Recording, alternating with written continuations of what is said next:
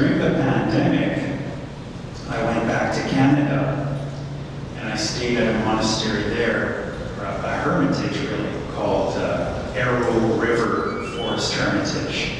Arrow River. So if you like seclusion, this place is probably the most secluded monastery in all of Canada that I'm aware of. There's only one monk who lives there full time. His name is Ajahn Dhamma. So he's maybe 30 bosses, 25, 30 bosses. And there's only like 7 kutis in the whole place, besides his, well, including his.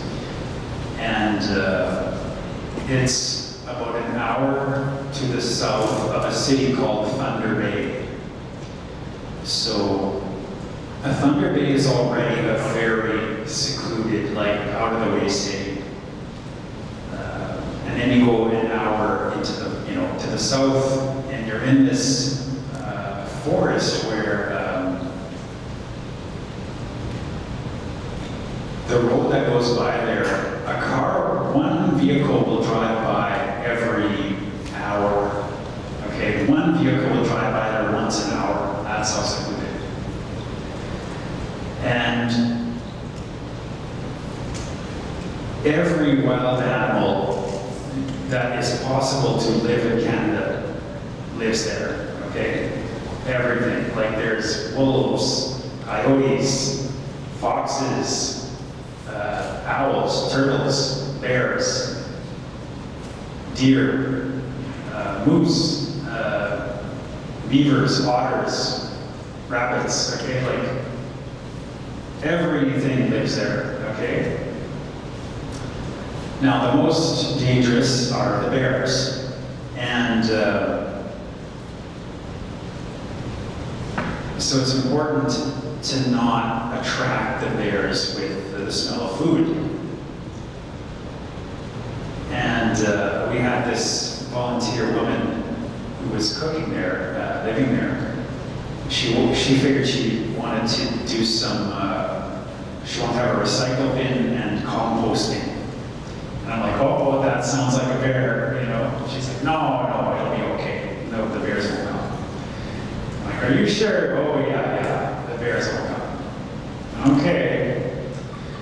And now I had some bear spray with me. Okay, like of course the Buddhist monks we just practice loving kindness as our protection, right? But in Canada, if you're going to go somewhere where the bears live, you are supposed to bring bear spray. Okay, and one of the lay people donated this bear spray, so I had it. But most people don't have it there, okay? And now I was helping out around that place, fixing things when I would see that they were, sort of starting to get a little bit falling apart. I did some kind of handyman work for them. We don't have anywhere the same number of volunteers there, like here in Malaysia. So, and in their kitchen just has this one door that goes into it. It's a building with one door that goes in. And then the meditation hall's off the kitchen. And I noticed that sometimes I would go to open that door, but it was already sort of, the door wasn't closed very well. Like you don't have to turn the knob, you just push on the door and it just pops open.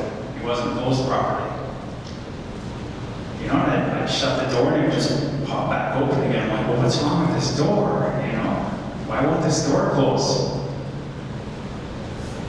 Anyway, but I didn't think too much about it. And by the way, a bear did come in that kitchen about 10 years earlier. And he just went straight for the food and he'll just grab the fridge, spill it over on the side and rip it open, eat all the food, the food's flying all over the place. And, he'll just destroy the whole kitchen to get to the food. And that happened. that was 10 years ago. So now this one thing I'm like, I'm gonna figure out why this door doesn't close. So I like kind of closed and opened the door and looked, and there was this wire hanging down. There was kind of this wire, and it was getting trapped in, like when the door closed, it was pinching the wire. So this wire was, blocking it, like it was kind of a thick wire that, I'm like, oh, okay, well I can fix that wire, that's not hard. So I got a drill and, some little screws and stuff, and I put the wire back on the ceiling again.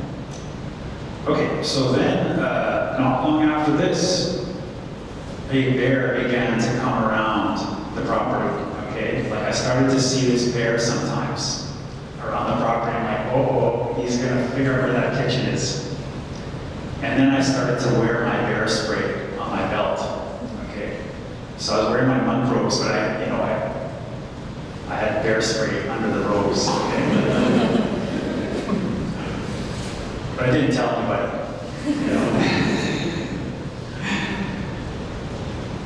And then, this one, not too long ago, a few days after this, I came to lunch this one day. And yes, a bear had come to the kitchen. And what happened was, that woman was making lunch. And she hears this noise at the door. She looks, and there's this window. It's kind of like a diamond-shaped window, and this bear's head is in the window. And its head takes up the whole window, okay? Like its head's like this big. There's just this huge bear head in the window. So she's like, oh no, And now there's this wooden beam that you can kind of put in front of the door. There's like kind of these braces, and you kind of put this beam to like block the door. Now she never put that thing in front of the door, but there's the beam beside the door, okay? And she wishes she used it. No, it's not there. It's not. So then the bear puts its shoulder on the door and like pushes on the door to get in. She can hear the wood like creaking. Uh-oh. And anyway, but then it gave up. And then it went around the back of the building, and we had this recycle bin. And then it kind of like knocked over the recycle bin, and it was kind of looking to find some food in there, but there was nothing really in there. Anyway, then it left. So yeah, if I didn't fix that wire hanging down, and what if that door was not closed all the way? Yeah, that bear would have just come right inside. And, that would have been really bad. So, anyway, any little thing we can do to keep the monastery from totally falling apart, that help goes a long way, okay? Sometimes little fixes can have a big impact. Just saying. Some little thing that you fix can save a big problem. So I just wanted to appreciate everything that everyone does here to help this place run. Thank you. Because we might just assume, well, everything just runs so smooth. You don't stop to think sometimes. No, there's a lot of effort really to make that happen. My personal goal is to meditate for 6 hours a day. That's what I'm working on. And the longest streak I've ever done without missing a day was 31 days. So I'm coming up to 31 days pretty soon here again. So I'm hoping to beat that. So I try to focus on meditation. And now I'm not really like a Pali scholar kind of a monk. Like I don't really study Pali formally, but I do like to read suttas. And I like to try to teach lessons from the suttas. Okay, and I know here at Atlanta, you very much want want your education to be very Buddhist. Okay, well this monastery I come from is Sasanaraka, living at Sasanaraka by Taiping. And we have a focus there on the early Buddhist texts. The early Buddhist texts, not so much the commentarial parts of the Pali Canon, not so much the Visuddhimagga or the Abhidhamma, that kind of thing. There are sutta classes and Vinaya classes there. And so we focus on the early Buddhist texts. And those are my favorite part of the Pali Canon, is the early Buddhist texts. So I've read those through now 5 times over. I'm not all that great at memorizing things, but what I am good at is I can tell you what was in there or not, okay? So if you tell me some Buddhist teaching, I can quite accurately say, yes, that was in the early Buddhist texts, or no, that's not in the early Buddhist texts. And yeah, so okay, great. Okay, so I'm going to go to Sutta Central. Have any of you, who here's ever been to this website, the suttacentral.net? Yeah? Okay, maybe a quarter of the people have been to this site. Okay, well this is sort of the website that we Western monks will, this is probably the best website for looking at suttas. Okay, so I'm going into the basket of discourses here. Okay, so I'm going to read from the Digha Nikaya, okay, Digha, the long discourses. And this is from the Pali. Okay, and I wanted to read from Digha Nikaya 16, the Mahaparinibbana Sutta. So this is the longest sutta in the whole Pali Canon. Okay, the great discourse on the Buddha's extinguishment. So this was the story around, or the sutta around, when he died. Okay, when he attained Nibbana. Okay, so I'll read from Subharo's translation. Now, one of the really cool things about this site, I'll just point out really fast, is by default it shows you English. But if we click up here under parallels, we can see other authors.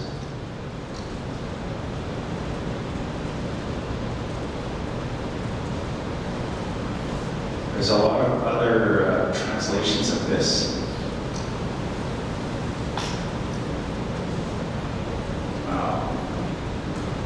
I want to see if there's a translation into Mandarin. Anyway, if you're kind of like a scholar, there's oh, here, sorry, I should. Okay, translations into other languages. Okay. So there's many languages here. There's German, Spanish, French, Hebrew, Indonesian, Viennese, Norwegian, Portuguese. So a lot of translations are all here. Okay, so here's your Mandarin, right? Okay, Zhongbu, right? Is that one of these? Yeah. Okay, well anyway, I can't speak it or read it, but I just want to point out that oftentimes you can see the Mandarin here for pretty much every sutta. So that's when you click this parallels up here, okay? And then expand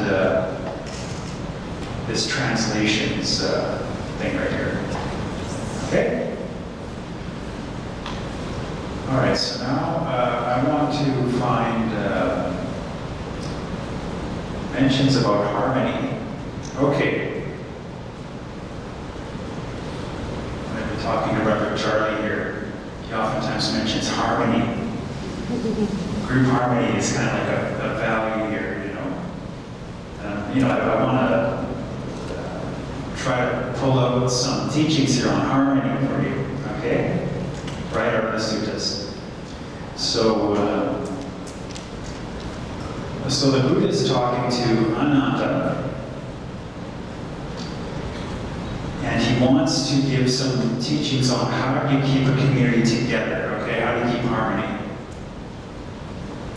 Okay, so the Buddha says, Ananda, have you heard that the Vajis meet frequently and have many meetings? I've heard that, sir. As long as the Vajis frequently meet and have many meetings, they can expect growth, not decline. Those words are a little small. I can get that a little bigger.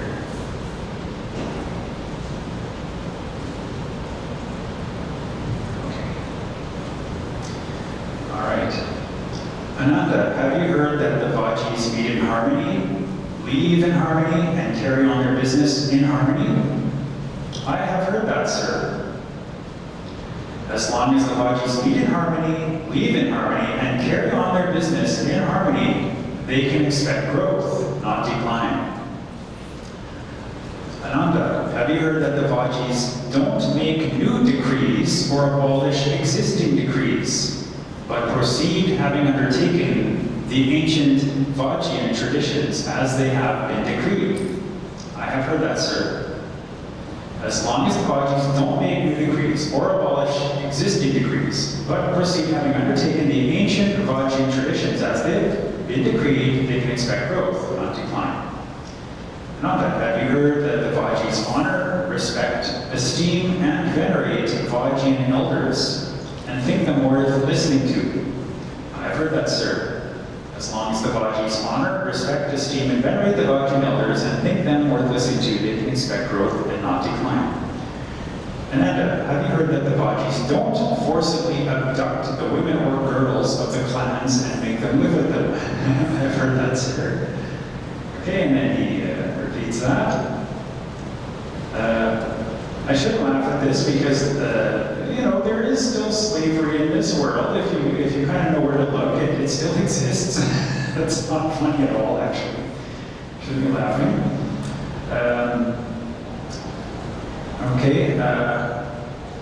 Have you heard that the Vajis honor, respect, esteem, and venerate the Vajian shrines with inner and or outer, whether inner or outer, not neglecting the proper spirit offerings that were given and made in the past? I've heard that, sir. Okay, so venerating shrines. Have you heard that the Vajis organize proper protection, shelter, and security for perfected ones, so that more perfected ones might come to the realm, and those already here may live in comfort? I've heard that, sir. Okay, he repeats that back. Okay. And then the Buddha goes on to teach how he taught these principles to the Vajis. Okay.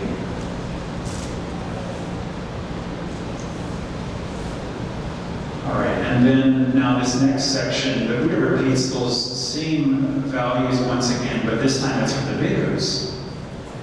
Now I won't repeat them all here again, but you can read this if you wish. I think what I might do before I go, I'm going to send these links over to maybe Brother Charlie in WhatsApp. I heard from Brother T, you have a WhatsApp group. So if you just forward them into the group, anyone can just click the links. Okay, so I'll just try to kind of go over these again really quickly. Okay, principles that prevent decline. Okay, they frequently meet and have many meetings. Okay, so that's worth dwelling on.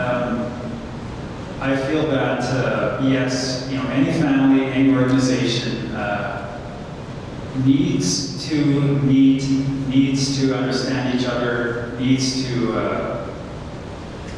how can I put it? The socialization itself is worth a lot, okay?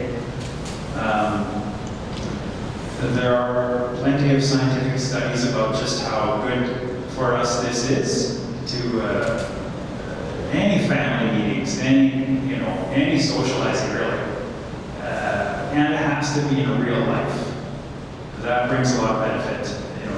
You don't get these same benefits on social media. Just by having a good social life, as lay people, that can lengthen your lifespan as many as 10 years. It's huge. It's huge. This can lengthen your lifespan even more than, like, let's say, quitting smoking or quitting drinking alcohol. More than exercising and all this stuff. Now, those are good things to do. Don't get me wrong. I actually recommend, if you smoke, it's good to quit. If you drink alcohol, please quit. That's one of the 5 precepts, to abstain from that. And if, exercise is also healthy, but even more healthy for you is to have a good social life. It's amazing how much that lengthens your lifespan.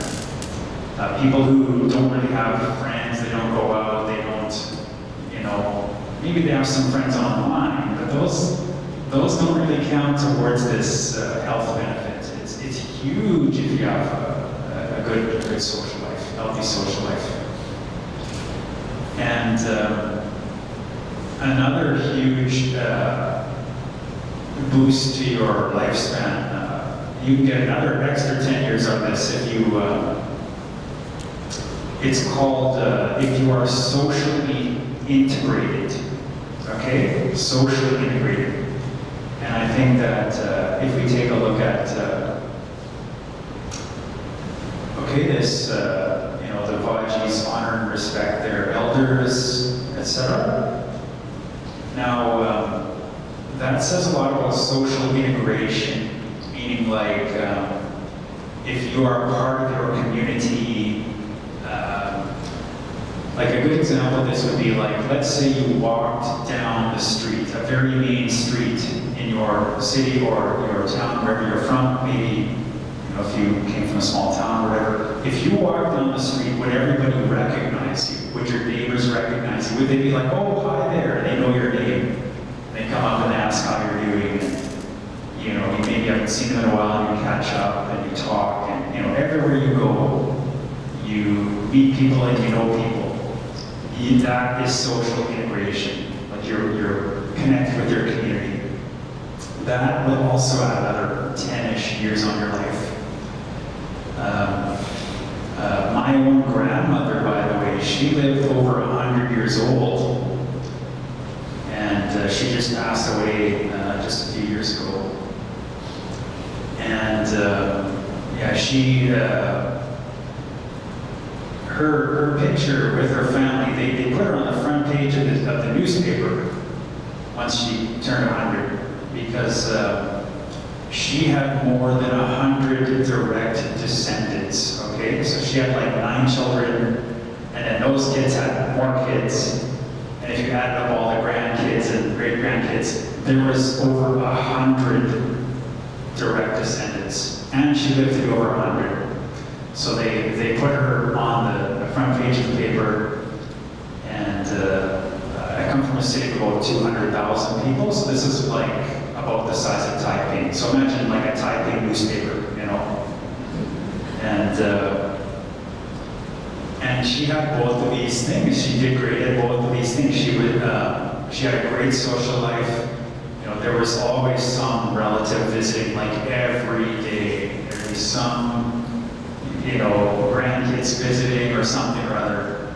Every day. She's making tea in the afternoon, putting out the cookies, like every single day. And she was also very socially integrated. She lived in the same city, for a lot of her life. Probably from about the age of maybe 30, 35, all the way until she was 100 years old. She lived in the same city, in the same house. They did not move once. Okay, once they moved into Saskatoon, they stayed in that same house the whole time. Didn't move around. And whenever she'd go out for groceries or whatever, she always would meet people she knew every time. She could not sit down for 5 minutes without somebody walking by who knew her. Come say hello. So she was very socially integrated. So I feel this is worth mentioning because a lot of our socializing now is getting replaced with social media. And okay, there's a lot of benefits, sure, from our smartphones. They're fantastic if you want to get a Grab taxi or something like this. But be careful how you use them, because if you use them too much and it starts to remove the social dimension of your life, that can cost you years off your life. This is not a cheap convenience if you're going to lose some lifespan. You know what I mean? It sure seems great in the short term, but you might have to pay for that at the end of your life. All this super easy chit-chatting with everybody, which is a little bit like socializing, It's not the same though, like emojis and stuff, it's not the same. It's not the same.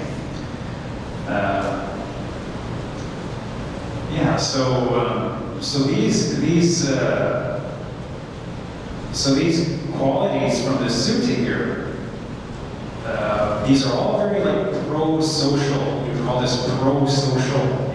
This is the stuff of a good social life. Okay, meeting a lot, living in harmony, keeping the same customs alive.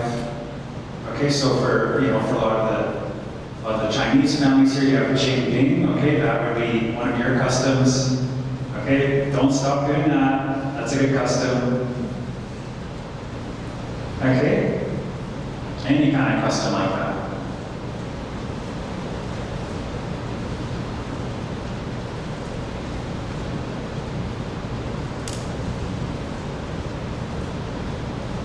Okay, learning from your elders, visiting your elders.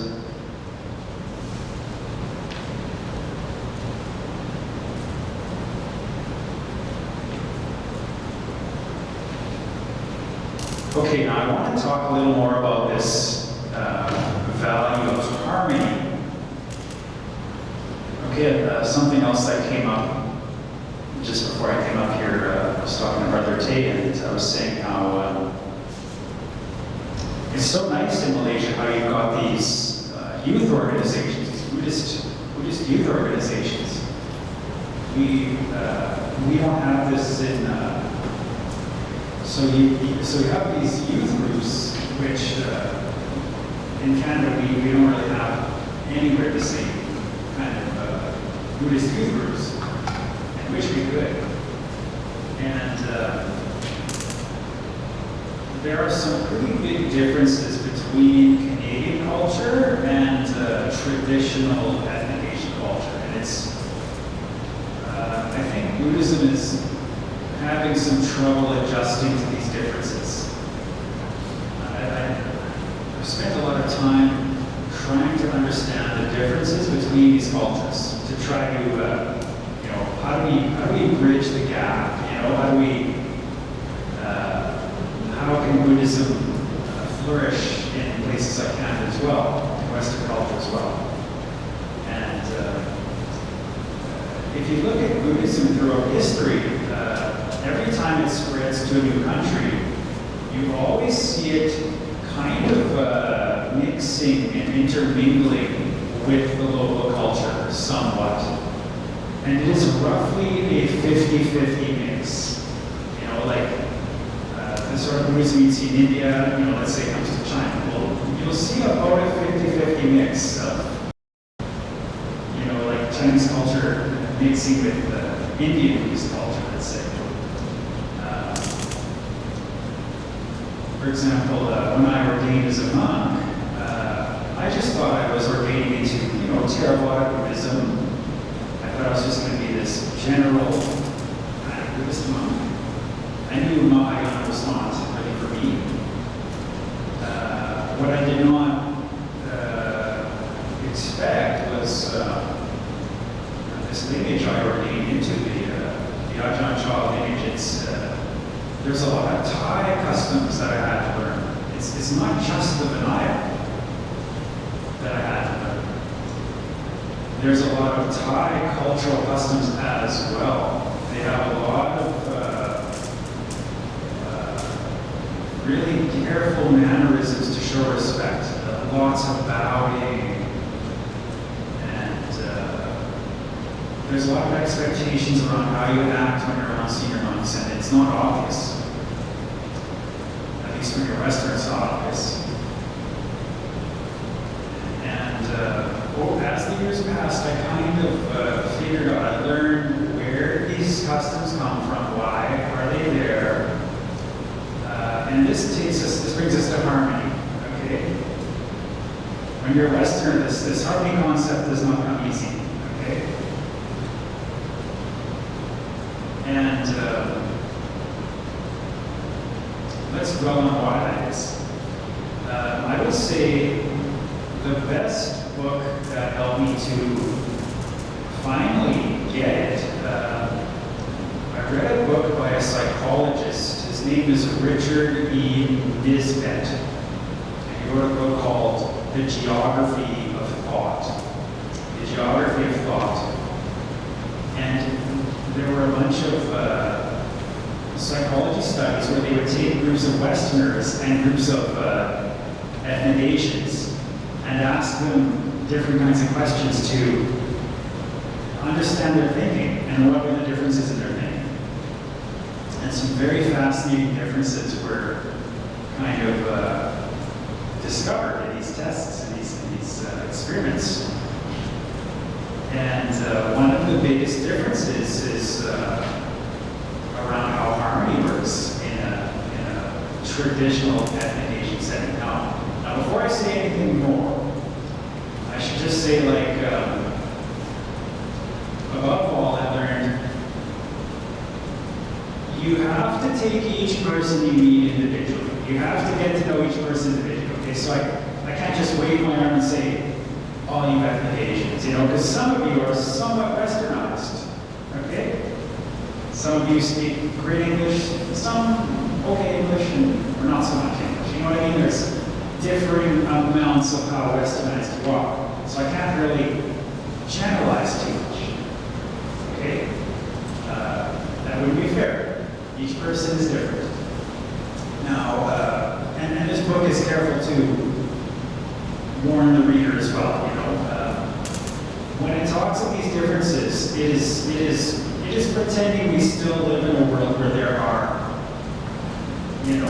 where the Western world is still quite different than traditional ethnic Asian culture. Like, let's say we could get in a time machine, go back several hundred years. You know what I mean? Like, if we were to look at those differences, when they were still quite different, okay? Very easy to see how different they were. Now, but as to the general patterns, okay, so here was an insight from the book that just blew me away. I loved it. He said that the differences in the thinking has a lot to do with the geography of where these cultures come from, the actual land they lived on. What was the climate like? What was the place they were living? How did that influence their culture? Okay, so when you look at the Westerners and a lot of Western culture, we can trace it back to ancient Greek culture. Think of Socrates and Plato and all these ancient Greek philosophers. So they were very influential on Western thinking. Okay? A lot of Western thinking can be explained if you study Plato and Socrates. And And they were very, very rational. They were big thinkers. They were very logical and they loved to argue. They loved to question and analyze. They were philosophers, okay? And they did not care who they offended. Okay, this is kind of the opposite thing of harmony. It's like, they would challenge people. They would challenge their views. They would challenge their beliefs. Even if those beliefs were deeply held religious beliefs. Socrates or Plato would be like, why do you believe that? Are you sure it's true? Is it always true? Oh, what if I can come up with an exception to that? Is it still true? Are you sure of that? And they were very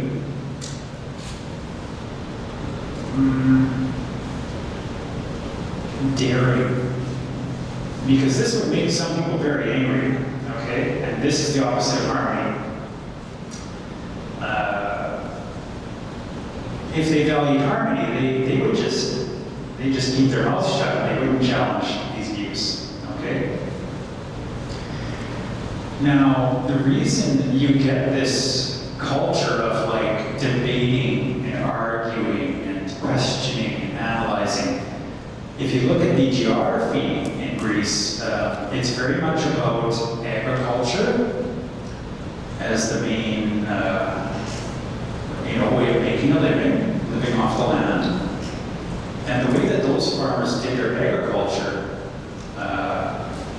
it did not require any of these irrigation canals at all. And every farmer had their own land. They worked on their own land. And you never had to really cooperate with your neighbors to grow your crops. Okay, you took care of your own crops, your own cattle, and you could afford to argue with your neighbors if you wanted to. Even if your neighbor hated you because you insulted them and you insulted their religion or whatever, it was okay. You could still take care of your own land. And it'd be, as long as that neighbor doesn't actually attack you, you're okay. Okay, not so in like China, Japan, Vietnam, Sri Lanka, India, etc.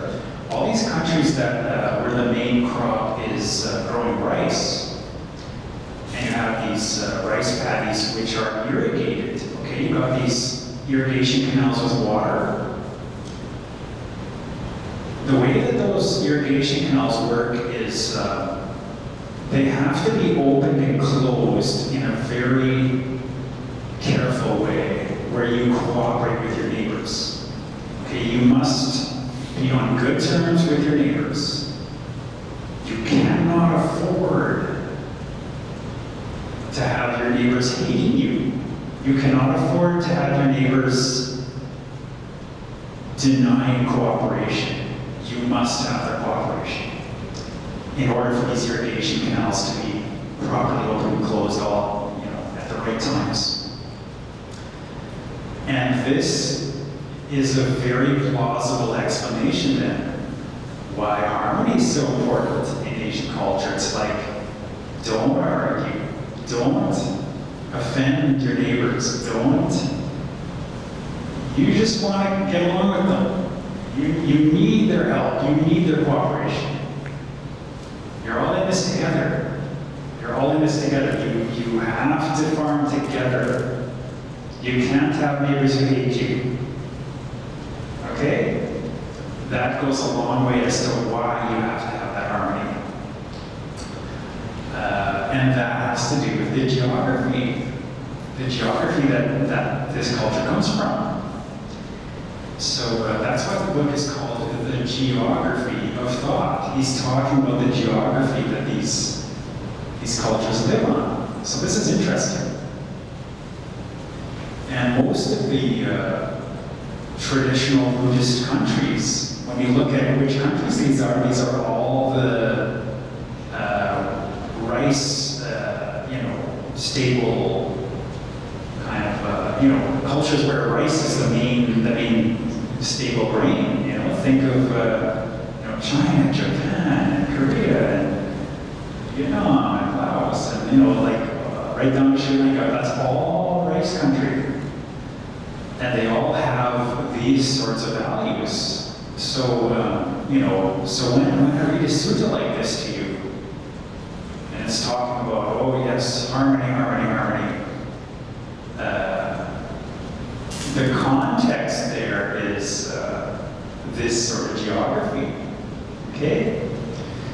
And now when you go to Canada, to where rice is not the staple crop, and now I was saying to Brother Tay, there he is. He asked, okay, well, what's the main value then in Western culture? I would say kind of harmony is like kind of the main value here. And it's a good thing, you want that. You want your community to be strong. That's good. Now, what I would say for the West, if I had to pick something, I would say that starting in about the 1700s, Europe and also America as well, there was a big shift in their culture, which they call the Age of Enlightenment. Okay, so there's going to be a Wikipedia page for that. Maybe I won't play it here, but now when I say enlightenment, this isn't like Buddhist enlightenment. This isn't Nibbana. Okay, this was their own definition of enlightenment. And that was a time when you had a lot of questioning of religion, especially Catholicism, like Christianity. Okay, so this is the period in their history where they, formerly Christianity was sort of the controlling big, organization. And then it made a shift to kind of like science, where science kind of cast a lot of doubt on Christianity, and cast the Christians had a number of teachings which science did not agree with. One of the big ones was that the Christians said the sun revolves around the earth, and the earth was the center of the whole universe. But the scientists, famously Galileo, said, he had his telescope. He was famous for his telescope, and he said, no, it's the other way around. The sun is in the middle, and the earth goes around the sun. So they had a big argument over that. And it was kind of scary. There was all sorts of, well, I won't get into the history there, but there was violence, it was not good. Anyway, but science kind of emerged as kind of the new, almost like a religion. It wishes it was a religion, but it's not, okay? It doesn't add up to a religion. It has no concept of like morality. It has no sila. Okay, there are no arahants. There is no nibbana. But what it does have is a value that we can at least partially praise. Is they call it intellectual honesty. Intellectual honesty, and that is defined as like, let's be 100% honest about everything, no matter how uncomfortable that is. And no matter how ugly the truth is. Okay, we are going to pursue the truth even if it's ugly. Okay, we're not just only going to look at the beautiful truths, we're also going to look at all the ugly truths too. So that is intellectual honesty, where any information which is relevant is going to get brought forward for consideration when solving a problem. even if there are people who get upset about this. Okay, so all right, here's a quick example. So imagine people's health is getting ruined from smoking, and then there are studies which figure out, okay, well, there's chemicals in there that are not good for you. But then all the big businesses that make the cigarettes, they're like, no, don't release that information, you know, because we won't make as much money. You know, you just keep that quiet. And now the intellectually honest thing is to be like, well, okay, well, sure, you'll make less money, but nonetheless, we are going to reveal this information anyway, no matter how much you don't like that. So this intellectually honest thing, it's even when it's uncomfortable, and there are people who are going to not make as much money, there's going to be political friction over this. There's going to be, you know, people are going to get defensive because they won't make their money, they don't have the same power. Yeah, so this intellectual honesty stands up to that, stands up to the corruption, etc.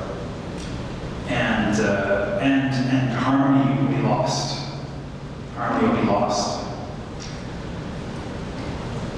Yeah, so that's probably the biggest traditionally Western value since the time of the Enlightenment. Yeah.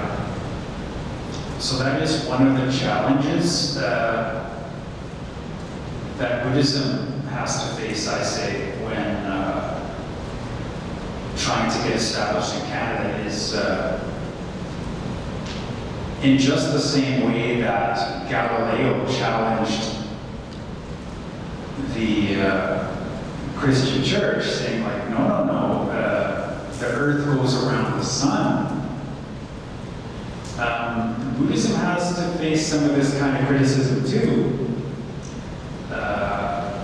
In some of the more commentarial portions of the Pali Canon. This starts getting a little bit political, I'm sorry, okay? But if you want Buddhism to spread, we got to put this on the table, I say.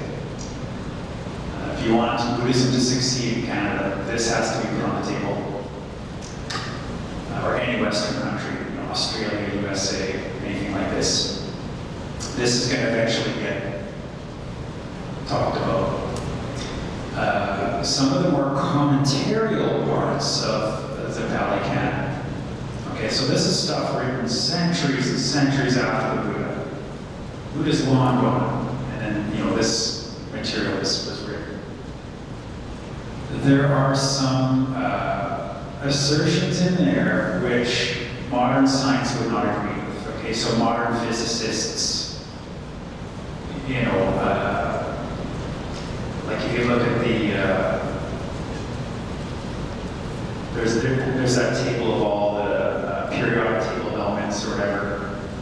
You know, there's like leptons and quarks and, you know, the Higgs boson and all that kind of thing. And, you know, like they discovered all these tiny little particles now, which they can explain how reality works at a very tiny level. You know, down to the atoms and even, you know, even inside the atoms, they can, you know, tell you all about that now. And in some of the more commentarial parts of the Pali Canon, they have their own roughly equivalent explanations of how these tiny particles work, which modern science would not really agree with. There's some similarities, but ultimately, you know, it's not the same.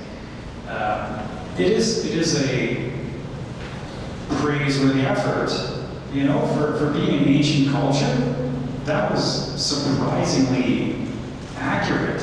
You know, they had no microscopes, they had no particle accelerators, they, you know, they didn't have all these wonderful tools we have today.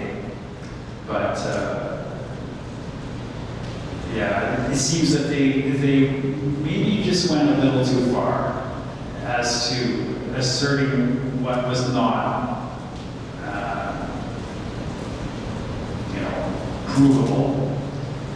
provable the way science would like it proved. So that's, there is a bit of friction with that. And now, so that's a bit of an embarrassment for Buddhism, but now I want to come to the defense of Buddhism here, okay?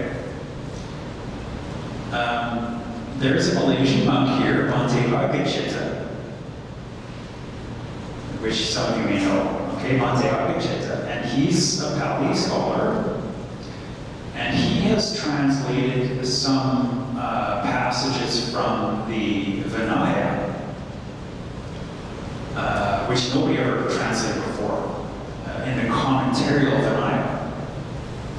And I only heard about these when I came to Sasaraka pretty recently, just a few years ago. And there, Bhante Agachita found this really helpful teaching there called the Four Dhamma Collators. The Four Dhamma Collators. I actually did a Dhamma talk on that. With, let's see if I can just show you where that is if you want to learn more. Okay, so I'm going to my other website, ebt.support.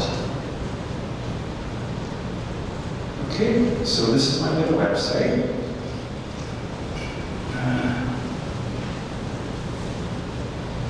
I did an interview with Bhante Arya Dhammaka. Okay, so I'm just doing a find in the page for Arya, D for Dhammaka, and there he is. Okay, so I made a little video with Bhante Arya Dhammaka where we talk together. Okay, are the Dhamma co-leaders here?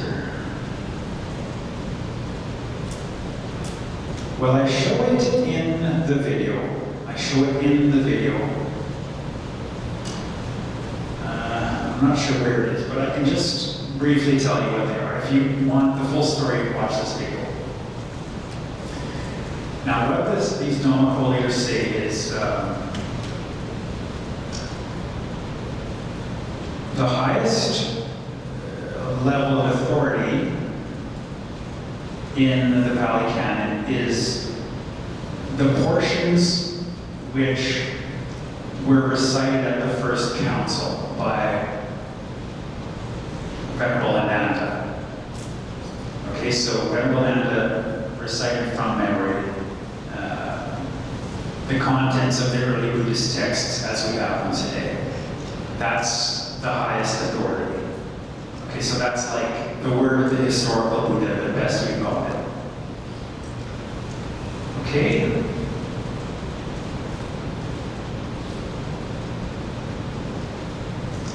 Can I remember these from memory? Anyway, I can't remember all four of them off by heart, but anything that you read which is not from that earliest portion, okay, the early Buddhist texts, if it's commentarial, you have the permission to set it aside as personal opinion if it is not in agreement with what's in the early Buddhist texts. Okay? So these teachings about these tiny particles, about sort of the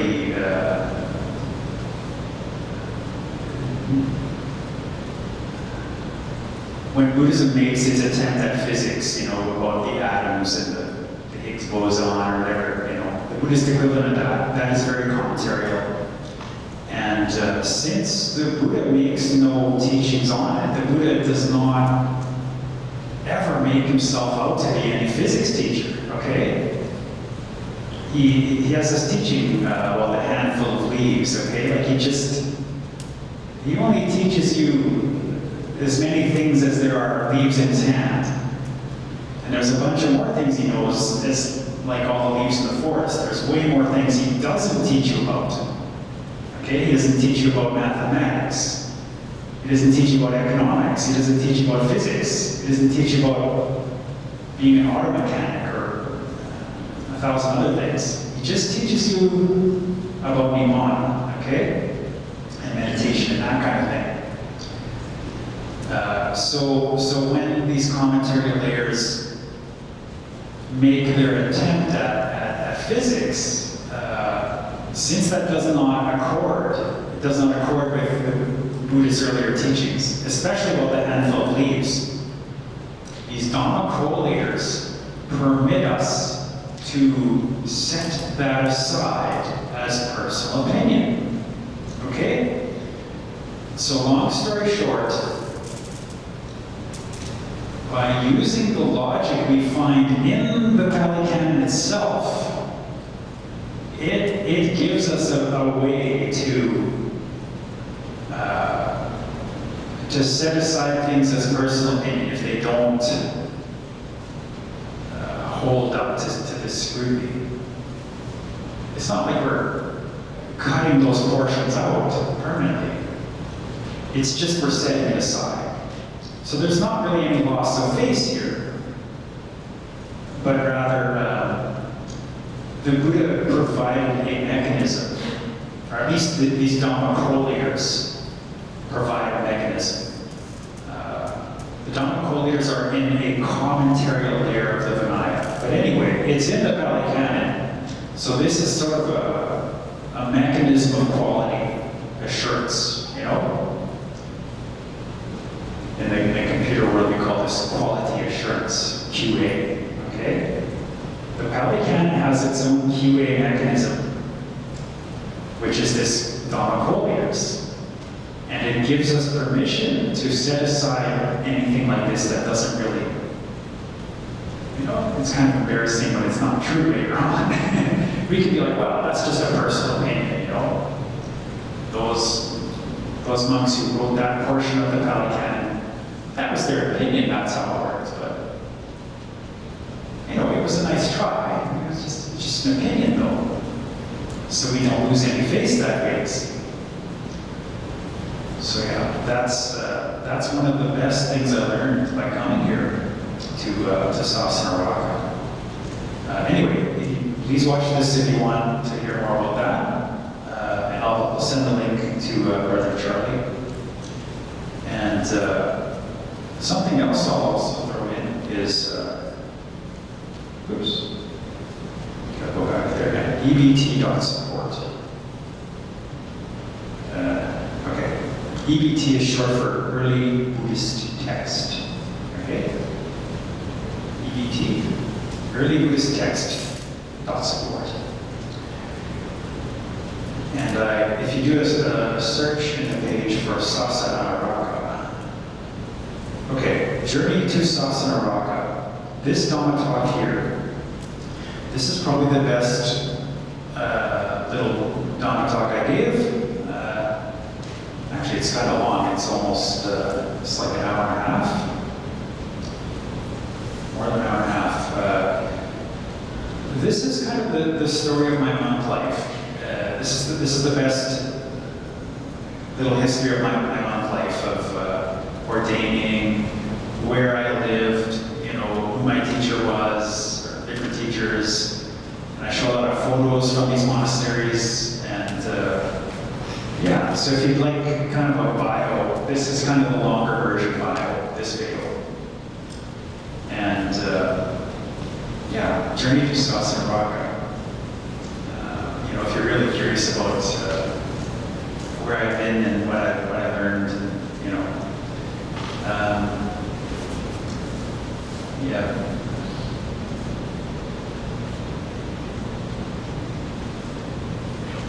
I wanted to say something more too about community harmony, the topic of community harmony, which is the way that the Buddha organized the monks into communities. Okay, so each community of monks, each monastery, that is a sangha, okay? Anytime you have 4 or more monks living together, that gets called a sangha. And there's a number of procedures they have to do if you have 4 or more monks, such as reciting the Patimokkha every Posada. And one of the nice things about that organization is there are different tasks delegated, such as a monk in charge of, like there'll be a lodgings monk, he decides which monks stay in which kutis. There'll be a robes monk, which monk stores all the robes and gives out robes when they're needed. Then, different monks have different jobs, and the responsibility is shared around. It isn't just sort of one senior monk who's kind of the king of the place, and he controls everything, and he decides everything. It wasn't like that at first. Now, there is respect, there is a lot of deference for the senior monks by default, just day to day, like bowing to them, etc., doing nice things for them. That is part of the culture.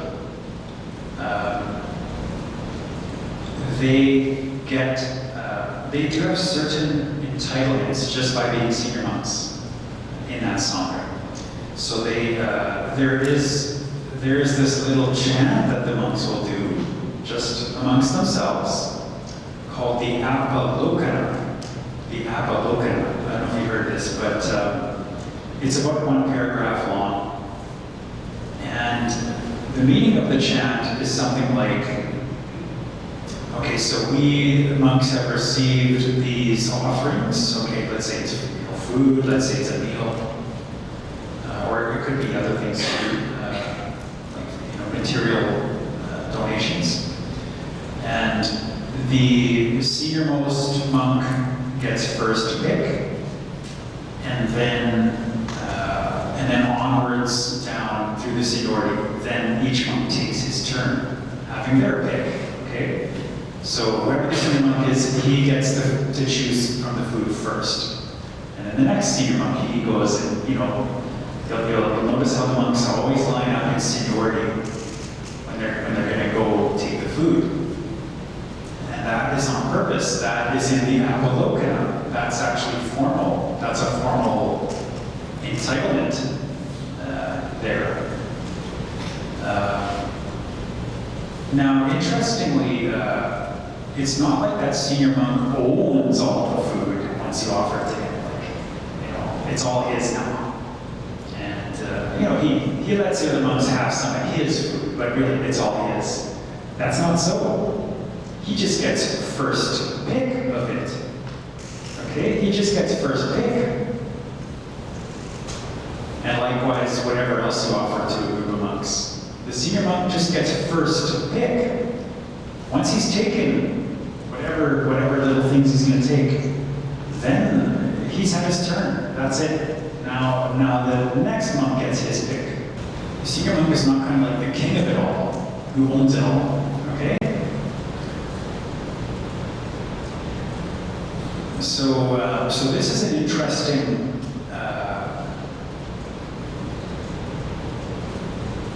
it's kind of like there's kind of a balance that's struck here where the senior monks do get some, you could say, entitlements like this, but the actual responsibility over the different roles, the different, there's robes monk, lodgings monk, etc. Different roles, different offices almost.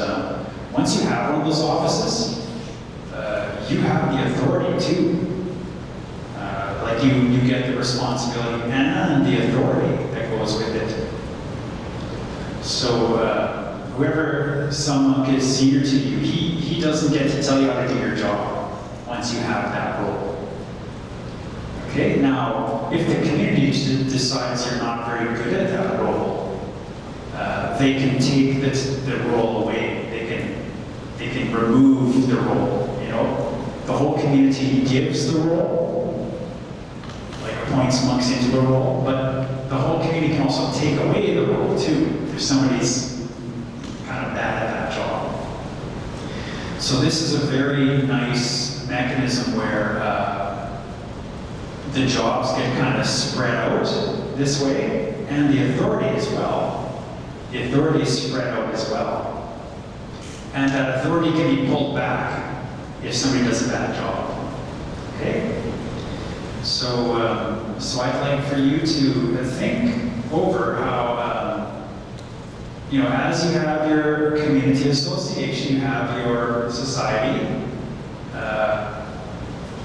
you can kind of have both of those things happening at once where, yes, you know, let's show respect, let's show deference and, you know, to our elders. But at the same time, let's also have like roles. And when you give somebody a role, you give them a job, let them have the authority to go with that job. Okay? Let them run that job. Give them the power that goes with that job. And if they do a good job, great. If they do a bad job, you know, for long enough, okay, maybe they're not the best person for that job. Someone else should do it. Okay, so it's possible to kind of get a mix of that. Respect for the elders, but it's not absolute. There are some limits on it too. Western culture, we love having like institutions where the jobs are split up into these roles. And that's another big difference you'll see in Western culture is the institutions love to have different roles, different, you know, there'll be like a president, a vice president, just like you have here, secretary, treasurer. This is splitting up the power into different roles. There is a saying Westerners have, it's kind of cynical, I don't know if I agree with it, but what they say is absolute power corrupts absolutely.